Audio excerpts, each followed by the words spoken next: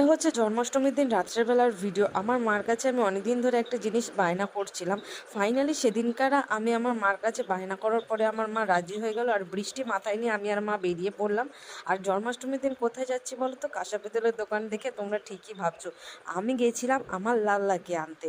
লাল্লা মানে গোপাল সোনাকে। তো গোপাল সোনাকে নিয়ে এসে আমি সেদিন রাতে আমাদের পাড়ার যে মন্দির আছে রাধাকৃষ্ণ মন্দির, সেখানে দিয়েছিলাম প্রাণ প্রতিষ্ঠা করার জন্য। এটা হচ্ছে পরের দিন সকাল, খুব বৃষ্টি হচ্ছে আর আমি মন্দিরে গিয়ে আমার লাল্লাকে আনতে চলে গেছিলাম। তো লাল্লাকে নিয়ে এসে আমি দেখো এদিকে ফল, ওর জন্য ভোগ, দই, মিষ্টি আমার পক্ষে যতটা সম্ভব আমি ওই লাল্লার জন্য করেছি।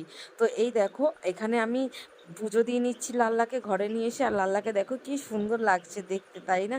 আমি তো ওকে পেয়ে খুব খুশি হয়েছি। বিশ্বাস করো, আমার অনেক দিনের একটা ইচ্ছা ছিল যে লাল্লাকে বাড়িতে নিয়ে আসবো। ফাইনালি সেই ইচ্ছাটা পূরণ হলো। আর এই দেখো কাছ থেকে লাল্লাকে কতই না সুন্দর লাগছে। আমিও